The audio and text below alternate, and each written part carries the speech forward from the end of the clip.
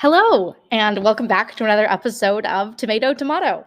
I'm your host, Talia Sherman, and it is so good to be back. I have been MIA for a little while on hiatus as I transitioned from being a little twerp into another little twerp, as in a college freshman. So that's where I am now, and that's what I'm doing. But fun fact, I am now a little twerp who's studying linguistics at an actual institution that has linguistics classes and professors who have like PhDs or whatever in this subject. It's insane. I feel really smart and ridiculously dumb at the same time. But anyway, I am so excited to bring you this episode with Professor Robin Danzak, who teaches in the Department of Communication Sciences and Disorders at Emerson College. I loved this interview. It's going to be quite broad. We're going to talk about bilingualism, community, pedagogy. We're going to talk about her experiences abroad and her background in teaching. And you'll also notice that this interview starts in a little bit of an unconventional place. There's no like, oh my gosh, hi, how are you? I'm fine, how are you? No, she just gets into it and we start talking about language and linguistics and why linguistics is the most amazing thing ever. If you're an educator, this episode will be extra valuable for you because Professor Danzak and I talk a lot about pedagogy and how to be anti-racist in the classroom when it comes to language. You'll also get a lot of resources and ways in which you can further educate yourself if you so choose. And after this episode, I'll be interviewing some of my own professors. Won't that be fun? Woohoo! So many great things to come. So add this podcast to your weekly rotation. Give me a 5-star rating or review or whatever floats your boat. And if you are a man, keep listening because right now Spotify tells me that about 70% of my listeners are female. Yay. Isn't that great? But without further ado, please enjoy the brilliant, super fun Professor Robin Danzak. I feel like, and I kind of always felt like this when I was studying linguistics, there are so many fascinating topics in linguistics that you always have something to talk about. And it's also something that everyone likes to talk about because everybody uses language all the time for everything. I mean, I don't know. I always challenge people to think of any activity you do that doesn't involve language. And it's hard because people might think of something and be like, yeah, I don't use language when I'm like running. But then you can think to yourself, well, there's like a whole vocabulary of things that are associated with running, like, you know, splits and different types of shoes or equipment, right? So we have words for all these things, like all the different running events, or if you do track versus cross country versus, I don't know, trail running, and what is the lingo of the community? So we have these like specialized languages that we use in our everyday activities to just kind of define and explain what we're doing, right? And those words and that shared vocabulary also creates community. So there's a community of trail runners, and people who do that activity have that shared language.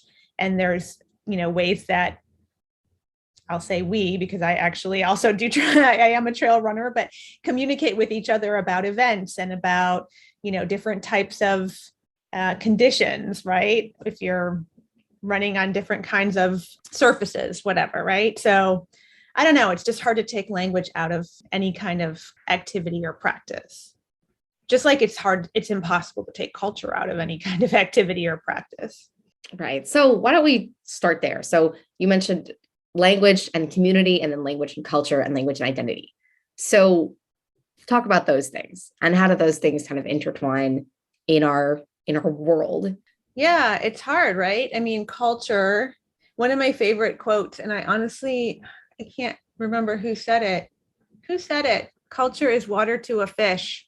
I mean, it's what we're swimming in our daily life, and we don't really notice it. It's everywhere around us. It's what we're like living, breathing, eating, drinking. It's culture.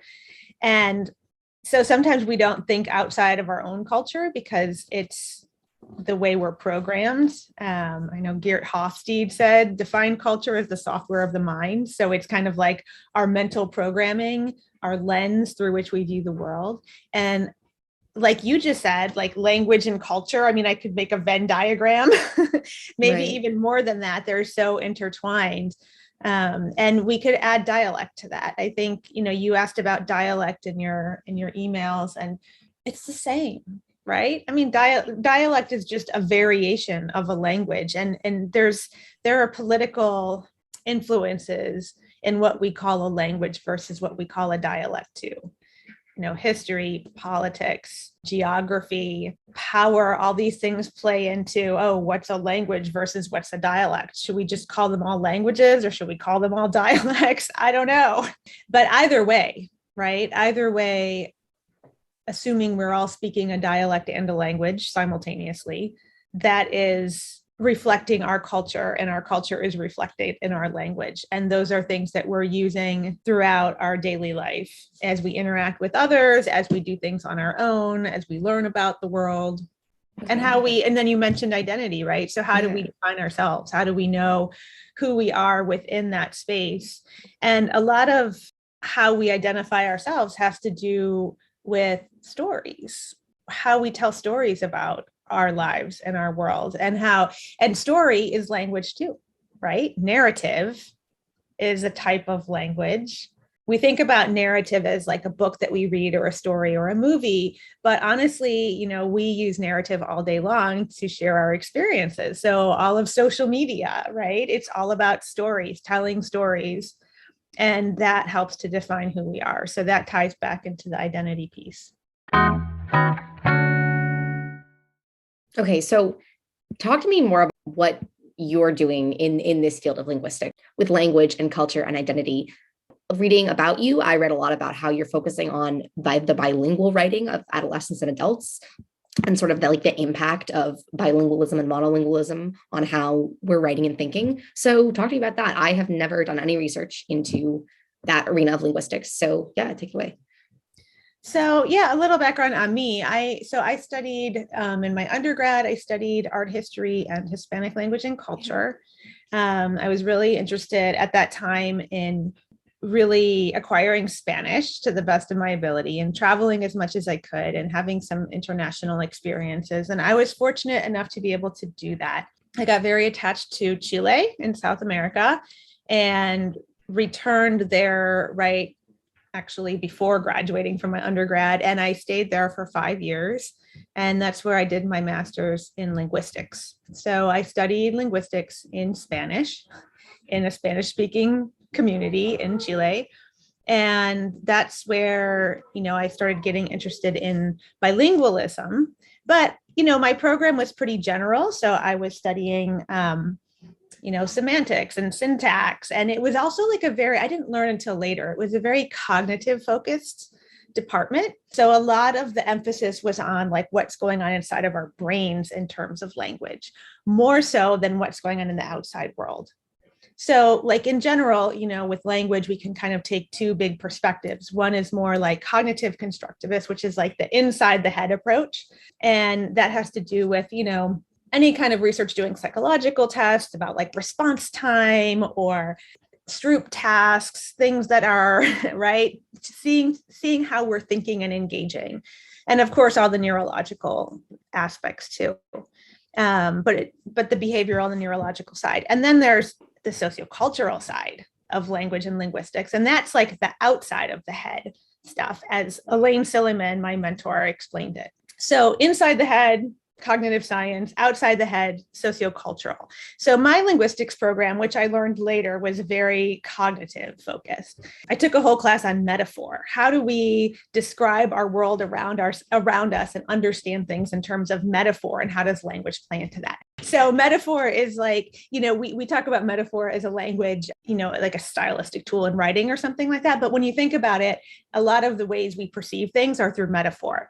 A really big one is the journey. We apply that to so many things in our lives, right? So a trip, we have this idea of a trip, a journey, we can apply that to a lot of different processes. So I'm sure you just graduating from high school feel like you've gone through this journey process, right? And that's applying the metaphor of the journey to that experience of kind of, going through some trials and tribulations, overcoming things and coming to a destination. And that happens a lot in our lives. And so we perceive those things as a journey. So anyway, so that's the cognitive thing. And that's going back to like my days in Chile and studying linguistics. And I was actually interested in sign language and back then and got involved in the deaf community in Chile and did my research, my master's thesis on comprehension of syntax of deaf individuals, deaf adults when reading. And so I was really interested in deaf literacy and using sign languages and things like that. And then I came back to the States and started doing, after a few years, I was also teaching. I taught Spanish in public schools in Florida for a while and started working on my PhD at University of South Florida. And there, my mentors, I mentioned Elaine Silliman, also Ruth Barr, encouraged me to do bilingual research. Bilingual meaning English, Spanish, not signed language versus spoken language. And that was kind of a natural fit for me because I was bilingual in Spanish by then. I was teaching Spanish in a public school district. I could work with kids who were bilingual and who were acquiring English and or Spanish in those contexts. So that's when I started working with, and I was really interested in writing. So that's when I started working with bilingual writing and did that for many years. And that was what I was doing in my doctoral research and continued through until just very recently when I started exploring some other areas. So I worked with kids, primarily adolescents, middle school, high schoolers who are bilingual, Spanish, English, but I also had the opportunity to spend a semester in Italy. I was a Fulbright scholar in Padua with working with Barbara Arfe, who is at the University of Padova. And she does a lot of writing research. And so, so we worked with high school students there who were Italian speakers using English as an additional language at school. I also worked with adults, immigrants in a literacy program who were acquiring English as an additional language. And all of these things, I would say, I think I'm taking your question like down a long road, to use the metaphor of journey. But I would say that what was always very interesting to me was not as much, because from a linguistic perspective, I wanted to look at the two languages, right? Like, so if I have a bilingual student, we're going to write in English, we're going to write in Spanish, we're going to write about the same thing. And then I want to see like, what kinds of vocabulary are you using? How's your grammar, syntax, sentence structure?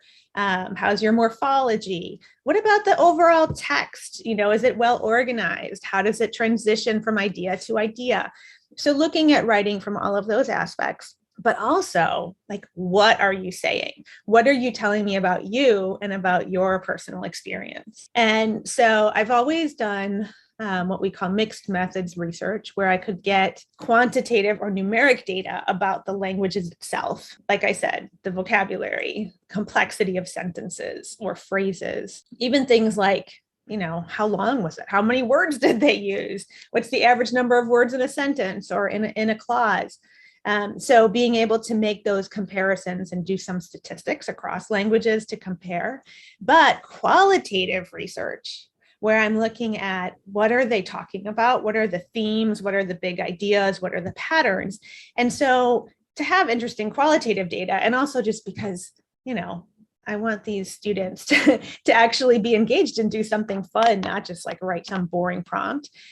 We would always do projects like immigration stories or autobiographies or persuasive writing, where we were having students write about issues that were important to them and maybe even write them for real. So letters to politicians. I remember I was working with middle school kids. It must have been during the Obama days.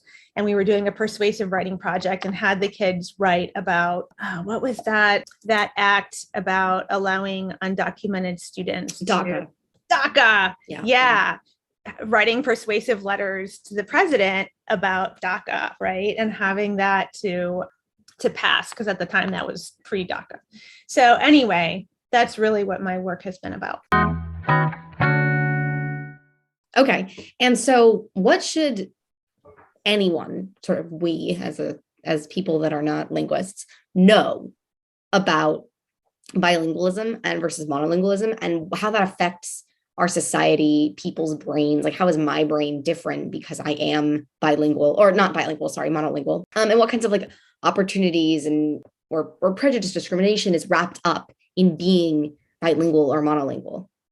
Yeah, I feel like we've come a long way, Yeah. happily, but we still have a long way to go in terms of understanding and appreciating bilingualism. Yeah. And looking at it because I'm always coming at it, or I have generally been coming at it from the perspective of education, either with adolescent students or adult students. And so there's the institutional perspective. In public education in the US, we used to really consider, and I'm talking back like, I don't know, maybe in the 60s, 70s, considering bilingualism a disadvantage, considering that, students, there have been different terms for the kids who fall under the umbrella of needing assistance to acquire English because they speak another language at home. So way back, I don't know, 20, 30 plus years ago, we used the term limited English proficient, acronym LEP, LEP, which doesn't sound very positive, right? So there was this kind of negative spin on being bilingual because it was just about acquiring English. Like the focus was, oh my God, you can't speak English, you have a problem. And happily now, my hope is, and I have seen the tide change in terms of research publications and what's going on in education, that after that, it was kind of like, oh, it's not a deficit, it's a difference. And so, we had programs like English as a second language, English for speakers of other languages, still focusing on acquisition of English, right? Because the primary idea was kids need to learn English to succeed. And nowadays, there's a lot more, the terminology again is becoming more focused on dual language. So it's not just about learning English. So we have dual language learner, DLL. We have bilingual students, right? Multilingual students. So just using terminology to emphasize that, no, it's not all about subtractive bilingualism. It's additive. And it's also integrated. So I can send you a list of some of these names that I'm saying and things like that. But Ophelia Garcia and her colleagues have been writing about now for a few years translingualism, which is the idea of having a more dynamic system of languages. So it's not oh, there's one language and there's another language and they're separate and they don't interact. That's kind of how we used to conceive of things back in the day. But way back in 1989, Francois Grosjean wrote about how bilinguals are not two monolinguals in one. And that was kind of way ahead of its time, because now, like I said, we're talking about translanguaging, we're talking about dynamic interactive systems, and that it's not that there's a perfect system either. That's another false kind of, myth that's been overcome with time. Because I still think that there's this pervasive idea, if you go ask 100 people on the street, bilingual means you can perfectly speak two languages. But in reality, we use language for so many things. And if you look at languages across context, proficiency is uneven. There are a lot of people who can speak more than one language, but can't necessarily read and write to the same level in all of those languages, or vice versa. It's possible to be pretty literate in another language and not really speak it very fluently. So if you're thinking about language more holistically, it's really hard to find a truly balanced, perfect bilingual who has equal proficiency across all modalities and all languages. So, yeah. And I would say that, I guess, so big takeaways, our proficiency is not really, I guess it's kind of passé, the idea of language proficiency, because it's always going to be uneven. So looking at more of a holistic perspective is key. And knowing that a person who is multilingual, bilingual or multilingual, is using languages in purposeful ways and in strategic ways, depending on the context, depending on the communication partner, right? So it is dynamic. I think the dynamic nature of bilingualism is also a key takeaway. Yeah, I think what you're also pointing to is like you said at the beginning, running has its own language. Groups of runners have their own community, culture, language wrapped up in that. The same way that people that would speak Spanish and English would have two, not necessarily separate, but two unique, distinct cultures, languages, and communities. And so I think something that I would love it if people would think about more is the role of how language really shapes like our life. It is an identity the same way that it's like being a woman has shaped my life, and how like in a crowded room, I would perhaps maybe subconsciously or consciously seek out the other women in the room, or whatever it may be. But stuff like that, we are going to find those who you have stuff in common with and kind of go from there. I'm interested in like the role of language in pedagogy, which I think you've touched on before, but it's like our pedagogical system it seems shifted to kind of fit different popular ideas about what bilingualism means. So can you talk a little more about the role of like language in pedagogy, perhaps dialect in pedagogy, and how our education system is serving or not serving well? Yeah, great question.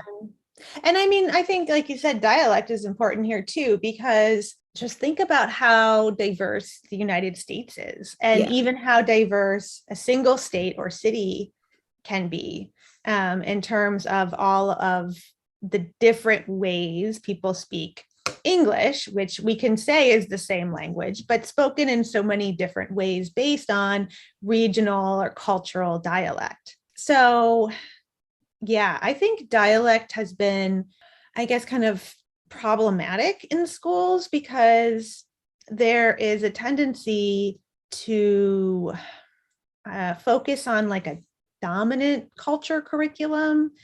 But, think about who wrote the curriculum, like, right? I mean, who decides what is standard or what is normal? Like, I don't really like the term standard American English.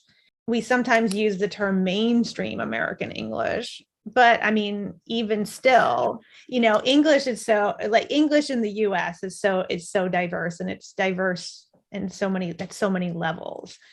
So who's to say that one dialect is correct or better than another? It's just privileged, right? And it's privileged because of structures of power that have continued over generations. One thing I learned about in my doctoral studies is the social reproduction theory of education, which is that public education was designed to maintain social classes, and it was designed to kind of keep people in their class and in their level, if you will. It's like a caste system. It's horrifying, but so yeah, I mean, that's really scary because we like to think of education as a way to lift people up and to give people opportunities. So can we have both? I mean, yes, both can exist. This is the other weird thing, right? Like these dichotomies can exist simultaneously, but we can't deny that people are often discriminated against because of the way they speak. One of the TED Talks that I use in my phonetics class is John Bao. John Ba, yeah. Yeah. Is he at Michigan State? I think he's at Wash U, University of Okay. Washington right now. Obsessed with him. And I was going to say, you should bring him on the show. So his TED Talk on linguistic profiling. Yeah. It's a real thing. And before I learned about his work, I used to use the word linguicism in my own work. And I'm sure I didn't make that up, but, just learning from the kids I was working with, how many stories was I told about times when students were discriminated against because they were speaking Spanish or because they were speaking English with an accent. And accent is another one of those very relative things. I mean, it's really just based on speaker perception. We all have an accent. It depends on the context.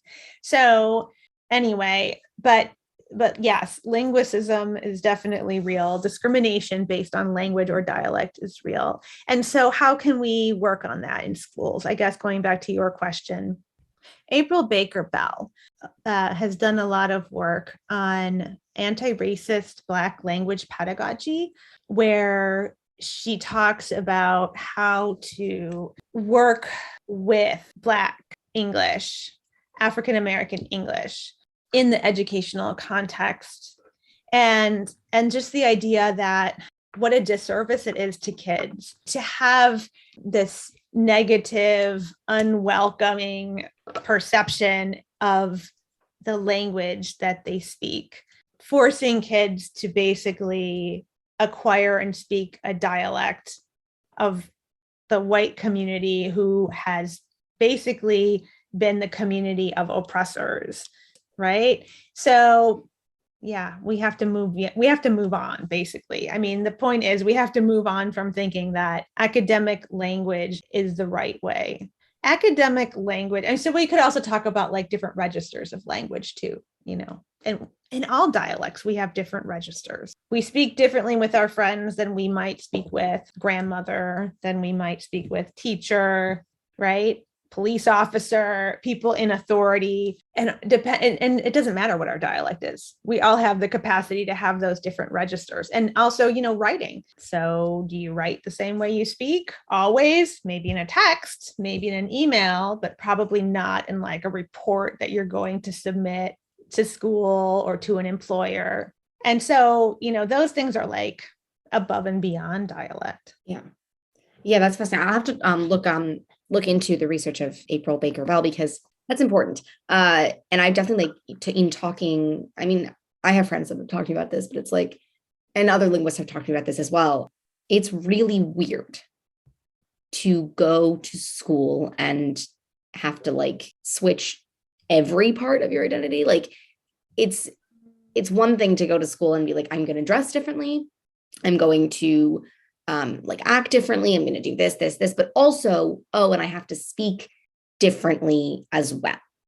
Not only code switch out of a register of my language, but then also into a different dialect altogether, different grammar structure, different morphology, different everything. So that's great point. I think pedagogy is a super salient point in this conversation with bilingualism and everything else you've been saying. And the good thing is too, I mean, there are so many ways to bring in languages and dialects. I mean, moving beyond kind of the traditional white English texts and literature and arts and European focused curriculum that we have, because there's so much else out there, and it's so interesting and rich and exciting and engaging for kids, all kids.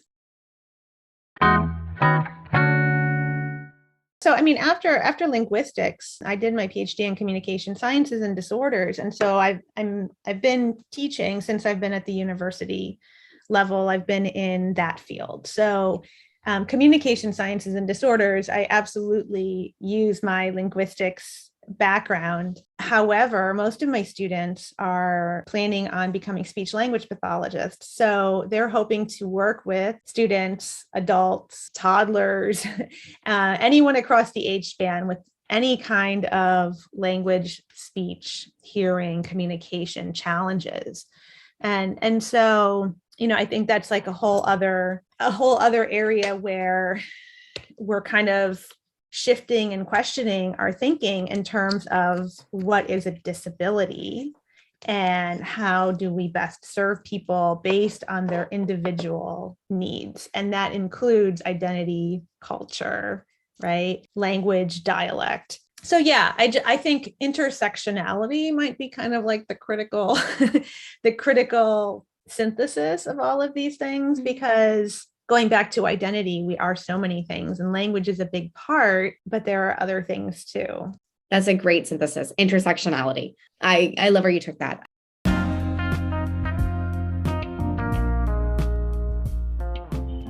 Thank you so much for listening to this episode of Tomato Tomato. I've been your host, Talia Sherman. If you'd like to read more about the people, articles, ideas, etc. that Professor Danzak mentioned, check out the episode description to find all that information. I hope you enjoyed this episode. It was certainly one of my favorites. New addition to the podcast, If you have any questions, concerns, comments, anything you want to let the team, that is myself and no one else, know, you can now email the podcast at tomatotomatopodcast@gmail.com. I know, I don't have a domain, blah, blah, blah, blah, blah. You can still email me, tomatotomatopodcast@gmail.com. That is TOMAYTOTOMAHTO podcast@gmail.com. I'll speak to you in the next episode. Bye.